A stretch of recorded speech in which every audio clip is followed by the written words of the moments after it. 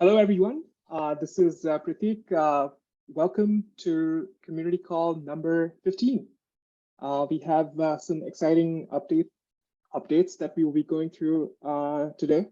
There has been a lot that has been that has happened in the past couple of months, and we have the team to share all the updates. Let me quickly share my screen and get through the agenda.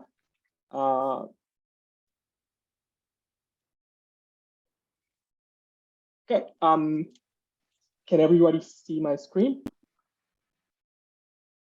Yep. Awesome, perfect. So exciting updates, a bunch of updates, different team members will be sharing today, but I will pass it on to Ganesh for the preamble, and then we can get into all the updates. Over to you, Ganesh. Thank you, Pratik. So we haven't done this in a while, so excited to share everything that's been happening with Covalent.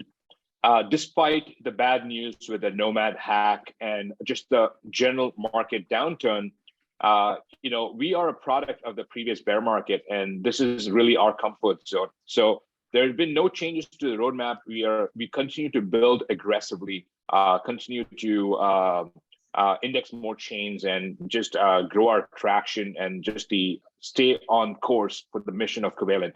So happy to walk through all of that. We are changing a bit of the format this time, so it's a little more structured. We've also sent out a Q&A questionnaire with the previous emails, so we've gotten some really amazing questions there. So we'll try to get through a lot here, but in the interest of time, we have to make some calls.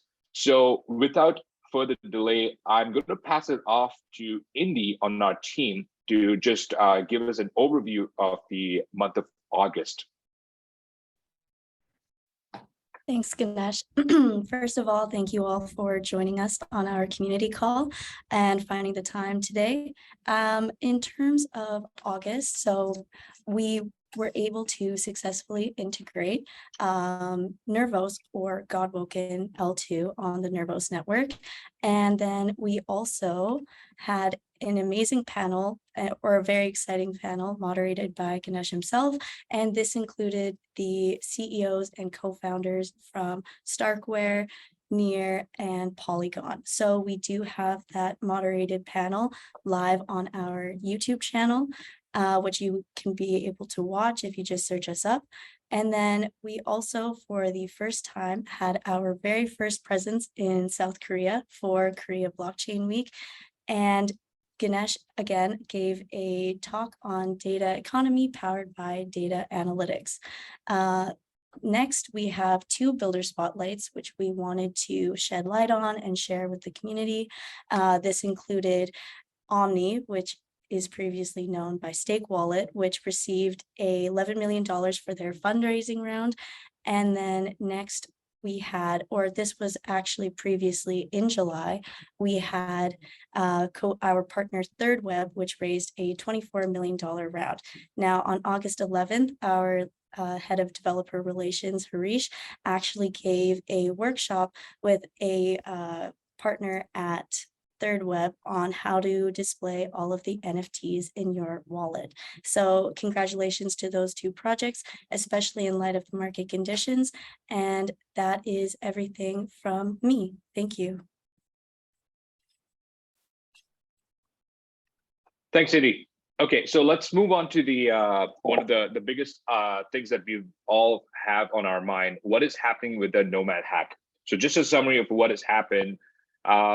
Around a month ago, around 5 weeks ago, the Nomad bridge was hacked. And Nomad is the primary bridge mechanism that we use to move CQT, which is on Ethereum, over to Moonbeam.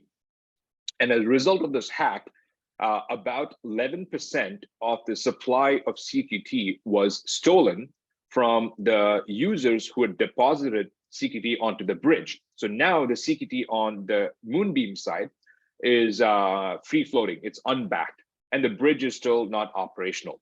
So as a result of this, what has happened is a bunch of the supply has been stolen. and some of it has come back, some of it has been sold, some of it continues to remain in the hackers' wallets. And on the Moonbeam side, there's a little confusion onto what the next steps are. So let's go through this step by step.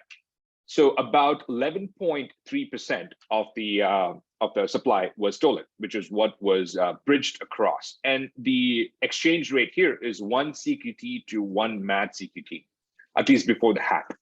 Out of which about 3.5% have returned the stolen funds, and then about 33%. And this is about 37 million CQT. And about 2 of them have transferred to some kind of like mixer to hide their tracks. 61 have sold their CQT, so there's no really any point of recovery there.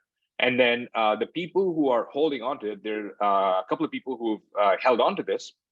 And there's still another 3% that is remaining in their hackers' wallets. Now, the guys who have sent it to a centralized exchange, I believe Nomad is working with the authorities to track that down. You know, any kind of centralized exchange has a KYC element there, so there's work ongoing there. There's no real timeline there. So this is the current status of CQT.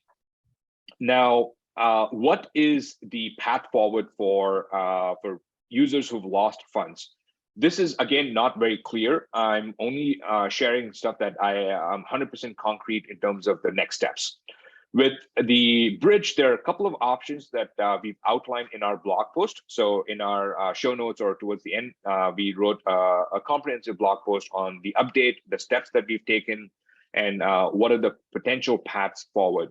But at this point, it's not clear how we would proceed until we get more information from Nomad themselves. So Nomad is restarting the bridge in the next couple of weeks. We just have to wait for information from Nomad. With regards to the actual Covalent network that was settling on Moonbeam, there is no change there. So MAD CQT continues to be distributed as staking rewards. Previously, the Covalent Foundation has moved over a substantial portion of the CQT so that we continue to honor our commitments on the Moonbeam side. And so that network continues to run, the block specimens continue to be produced, and the proofs continue to be updated. But please take a look at the Nomad Hack update on what the latest status is. And we published this a week ago. And you guys will be the first to know if there's any new information at all on the next steps.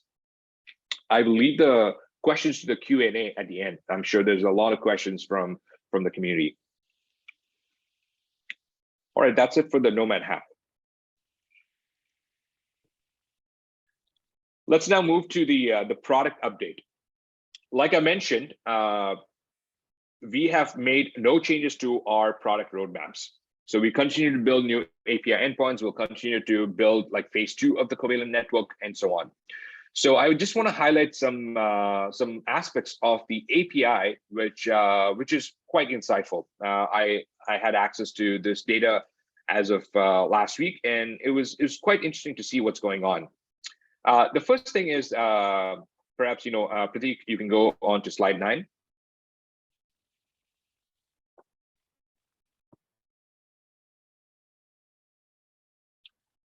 We continue to be on this march to be the #1 blockchain indexer in the entire space. And to my knowledge today, we have the most chains indexed under the unified API.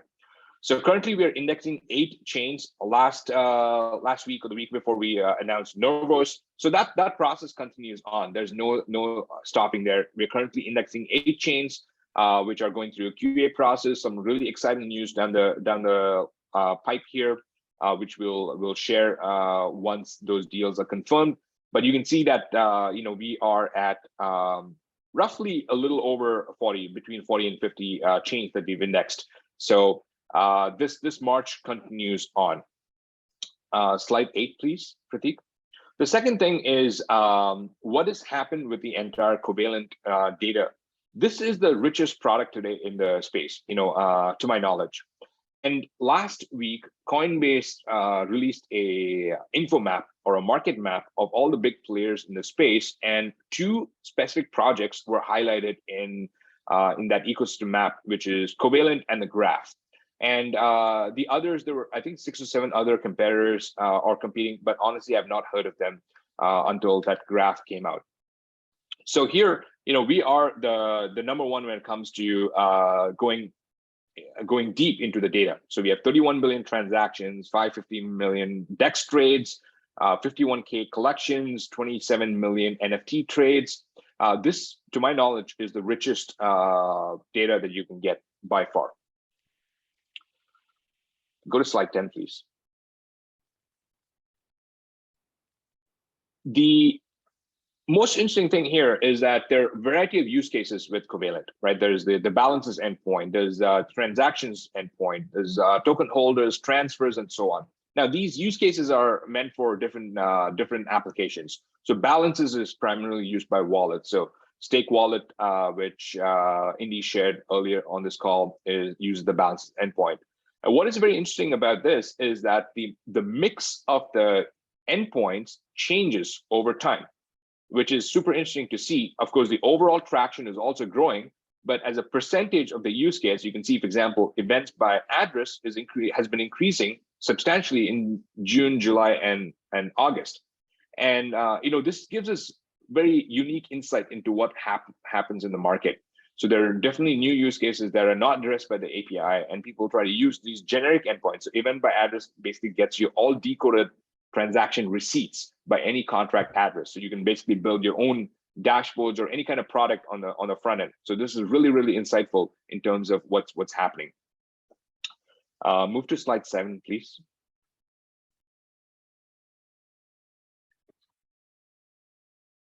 Now, this is the growth of the entire Ethereum ecosystem. So this includes Ethereum, the L1, Polygon, the L2, Arbitrum, and Optimism. And what is interesting is that you're starting to see substantial growth in the Polygon and the Arbitrum ecosystem.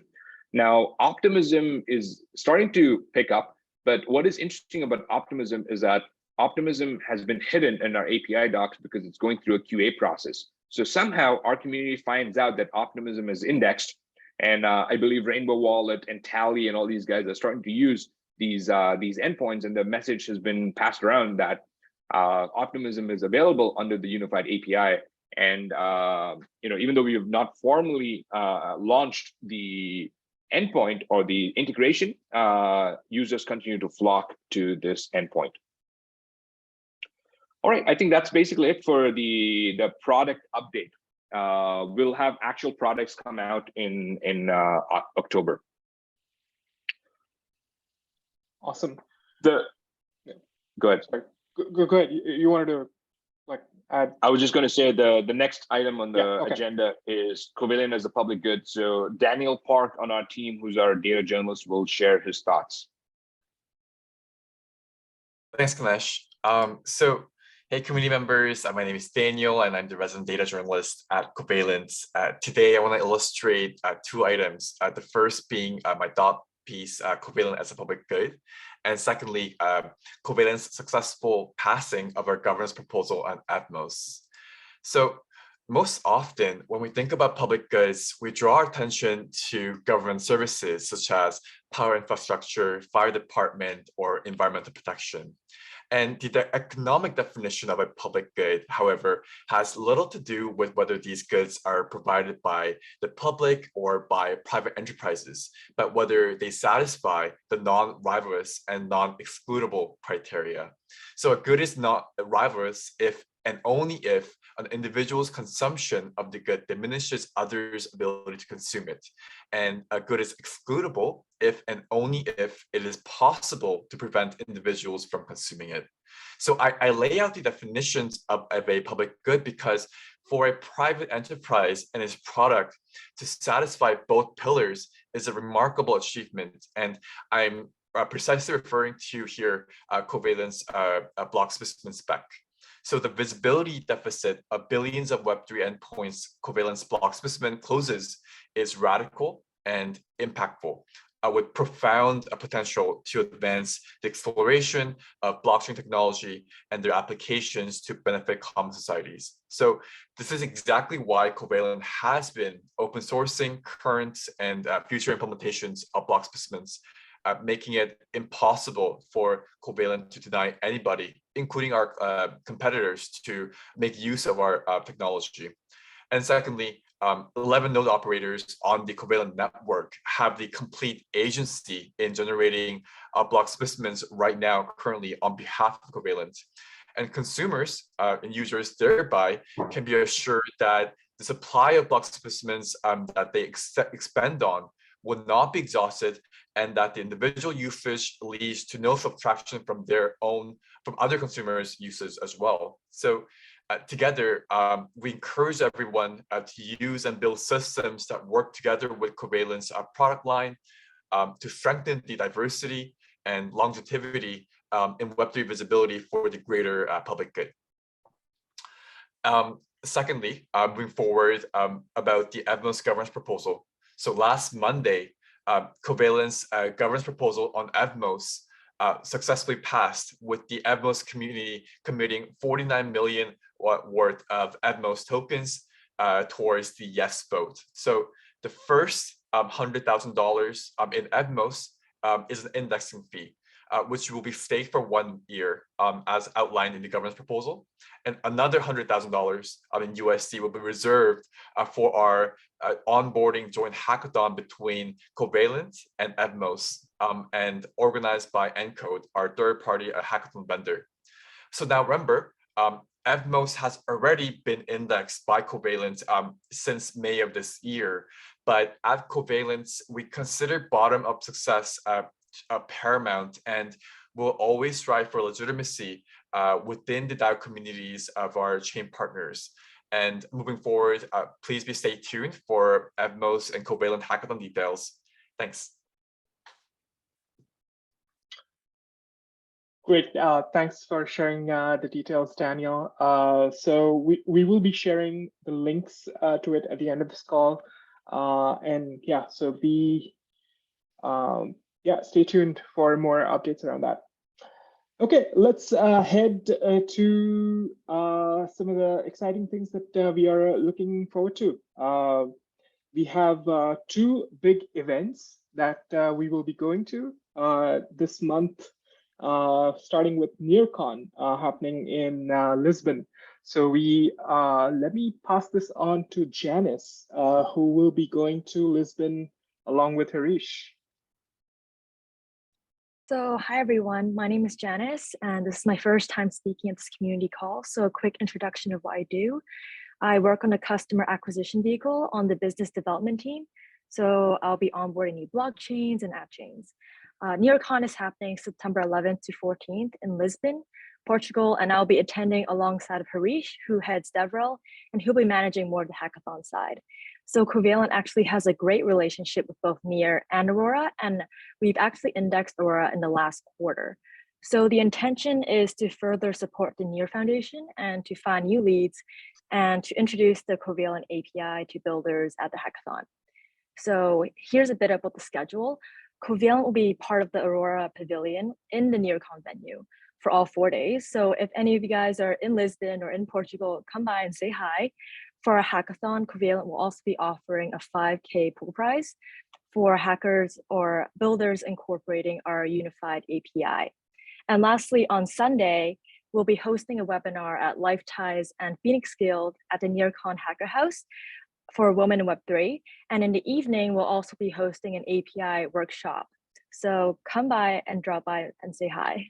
And I'll be passing this back to Pratik, who will be introducing Mainnet. Awesome. Thanks a lot, Janice. That really sounds exciting, and I'm really looking forward to all the updates from NearCon. Perfect. So let's talk about Mainnet, another big event happening this month. And I'll let Brandon talk about Mainnet and what the things that we are doing there. Brandon, over to you.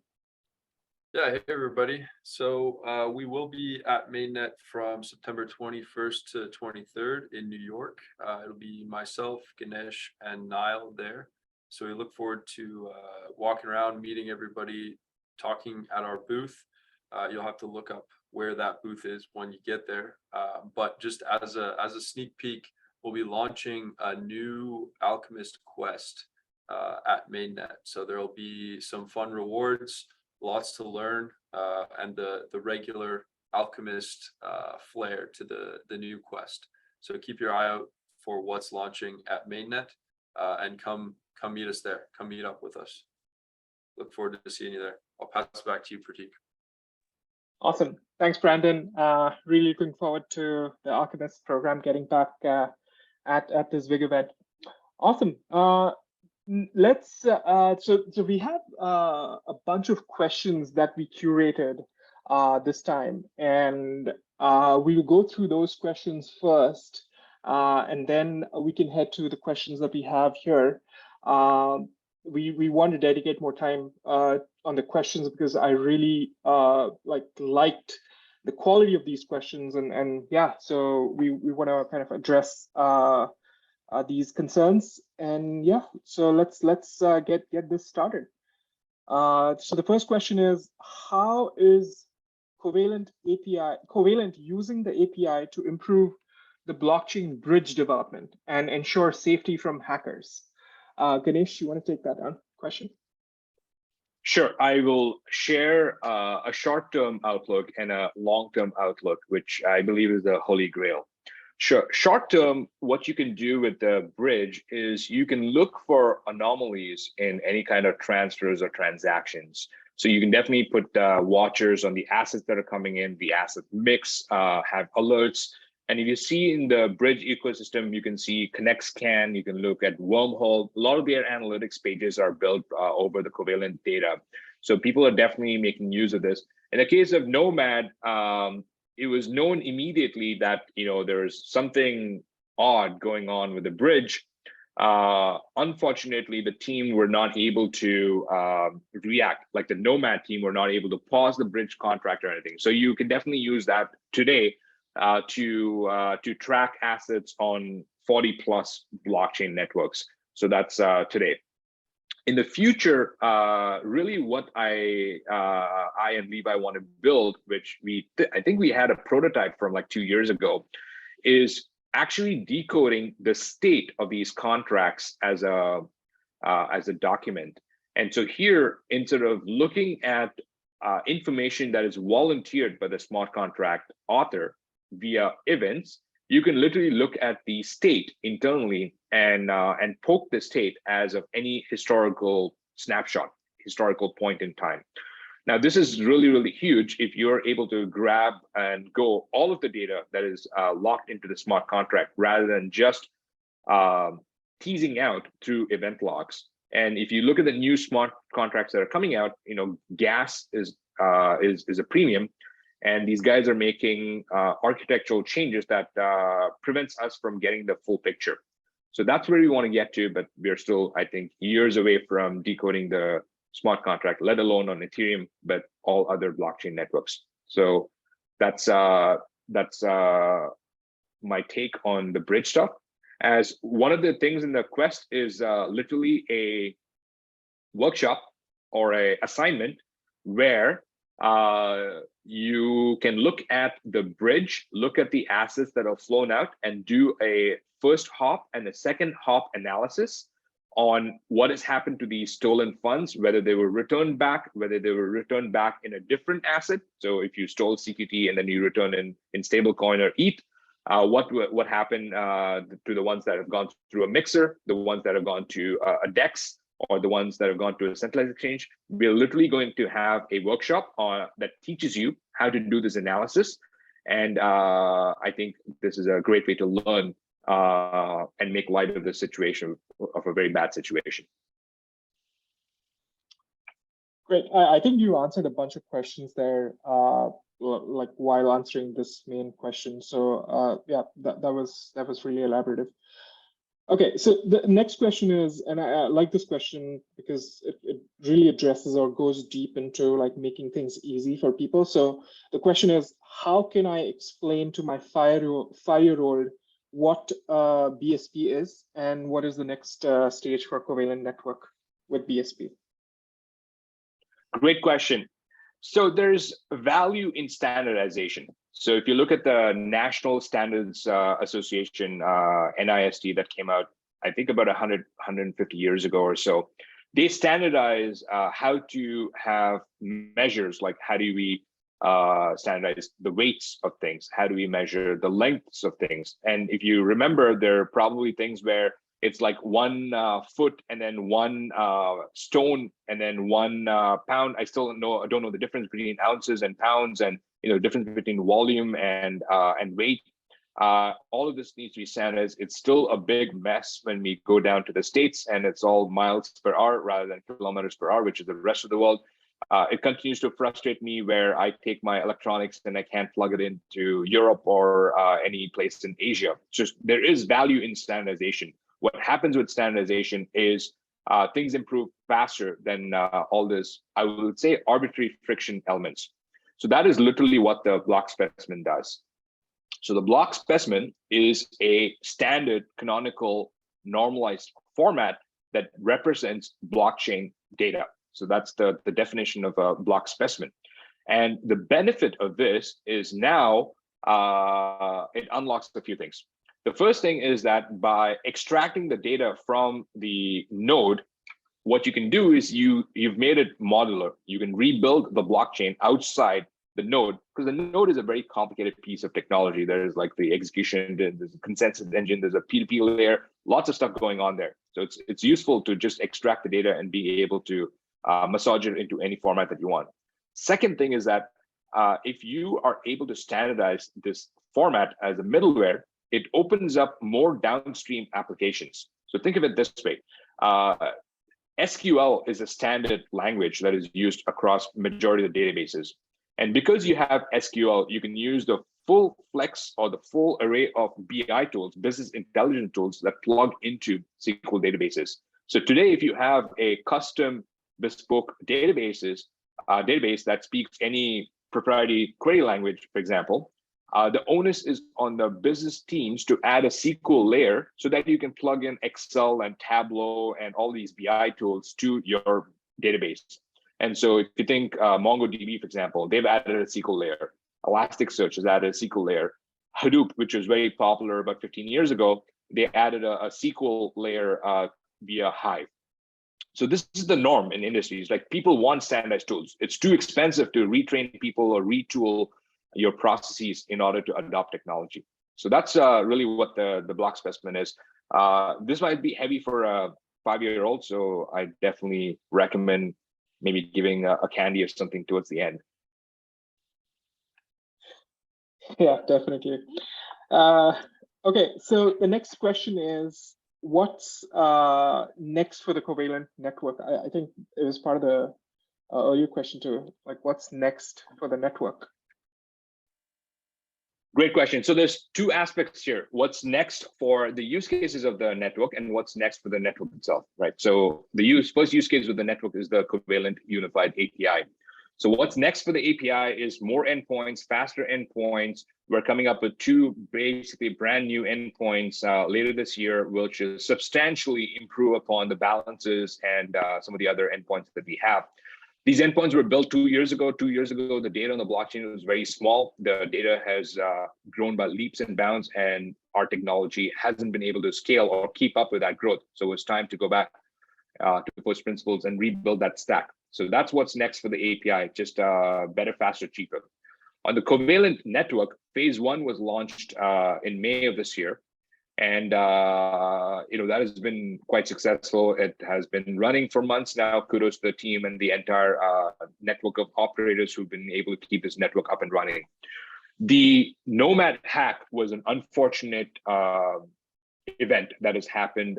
And so we need to manage the MAD CPT and the bridging and all that stuff. So that's definitely something we need to address in the next couple of weeks. We're actively working on this. It's just that there's things that are moving slower than what I would have imagined. The phase 2 is next on the roadmap, and so here what we are doing is taking the block specimens and executing them to get block results. So this is a step called a refiner, and that will come out later in phase later this year. And then phase 3 would be the indexing and the storage nodes and so on. So there's no delay on that roadmap. We'll continue to build towards the previously published roadmap. So hopefully that answers. It's not something exciting, something big, but it's more of the same, but better, faster, cheaper, better, faster, cheaper. This is an infrastructure project, and the march continues. Perfect. There's a question around the ambassador program, the Alchemist program. So, so this person says, I'm a part of the community and have been part of the hackathons for the last year, and it is one of the core avenues where my skills were sharpened and got brighter. So is there a probability that we will have another Covalent ambassador program this year? Yeah, so the exciting news here is Brandon announced that there's going to be a new Alchemist quest that is going to be announced at Mainnet, so later this year. So stay tuned for that. The announcement will be in New York, but the event itself will be globally accessible. Just to highlight what the Alchemist program has done for the community is that this is a leadership program. It's a growth and leadership program in the sense that we were able to teach people how to use data, how to understand blockchains, Web3, and so on. And I think it's touched thousands of people's lives. I constantly hear about people messaging me. And it's like, I was an Alchemist once, and it's really great to see. The new quest structure is a little more focused. So here, things like, analyzing the Nomad Hack, for example, as an assignment is, I think, quite compelling and quite useful. So if there's interest, and if you have the time, please keep an eye out for the announcement. Great. So moving on to the Q&A or the questions here that we received today. I think the mixer question is basically the one that came while you were speaking about the Nomad Hack initially, Ganesh. So the question is, what if they use a mixer too? Of course, we know that it becomes untrackable. So do you want to answer anything around that? Okay. So it's only trackable when you are able to mix it on the exit liquidity side, which currently there's not a lot of liquidity. So you can definitely track the wallets that have touched a mixer, and then look at the other assets in their wallet that has transferred to a mixer, and then figure out if there's a centralized exchange or they've touched something else where you can dox the wallet. This will be an assignment in that Nomad Hack analysis, but that's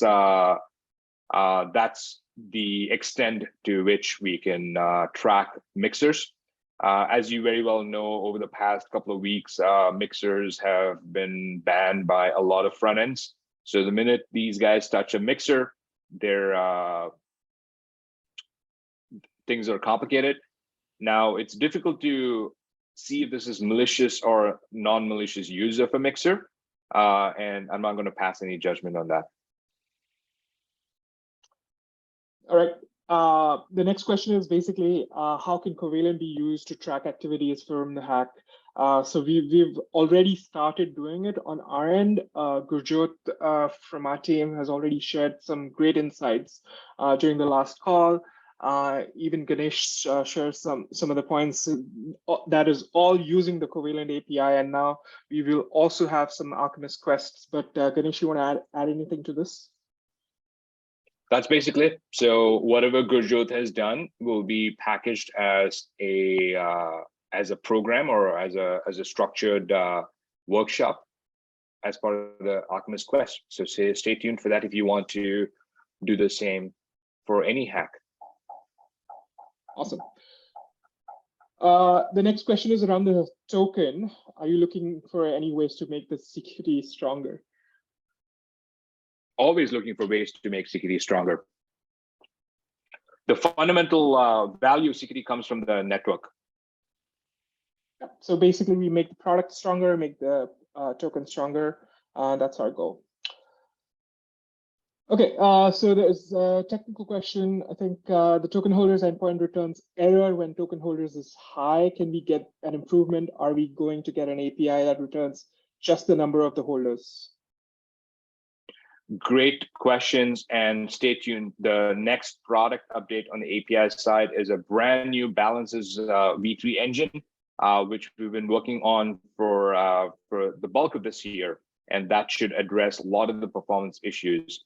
Earlier in this call, I shared that we haven't been able to keep up with the scale and the growth of blockchain data, and we're just have to go back and fix these problems. So I would say in the next 45 days, you will have access to a new set of endpoints that will improve the token balances, which from our internal benchmarks, it's literally 10x faster, 10 times faster. So our endpoints are already very fast, and it is faster than the fastest. And then the token holders. So one of the challenges of token holders is that we're not able to get a count. So now you can get not just the spot count, but also historical token holders count. Again, our benchmark here for success is 100 milliseconds. That's our threshold, internal benchmark, internal threshold. So imagine being able to render a historical token holders count in 100 milliseconds or less for any token, any of the 200,000 tokens on Ethereum. And then these features and these engines will be ported to other blockchains as time goes on. So good news is on the horizon. Perfect. I think the next question is very interesting. Will the bridge hacks encourage blockchains to create their own stablecoins and not rely on synthetic stablecoins from the bridges like Nomad? I think we've discussed this internally, but yeah, Ganesh, are you going to talk about this? I think the bridge hack is a bummer. And if you look at Stellar Swap, one of our partners, they released a really great blog post talking about what's next for Stellar. So Stellar was one of the other projects that was impacted by the Nomad hack. So they did a very comprehensive analysis in terms of security, how big the foundation is, so on. So if you take the example of Wormhole, when Wormhole was hacked earlier this year for $300 million, literally in 24 hours, Jump was able to backstop that loss and get the bridge up and running. Nomad doesn't have a big backer like that, so wasn't able to do that. So that's definitely a point going forward. Now, there is value, there's network effects to these stable coins. The more use it gets, the more traction it gets, the more liquidity that you have, and therefore less the slippage, and therefore it's just more usable. So there is value in going to something like USDC or DAI or Tether. It doesn't make a lot of sense for fragmentation. Then what will happen is then you'll have essentially things like Curve, which are stablecoin exchanges, bolted on top of the end user products. So it's possible there might be diversity of the underlying assets, but I don't think users care. Users want a single fungible stablecoin that is secure and reliable.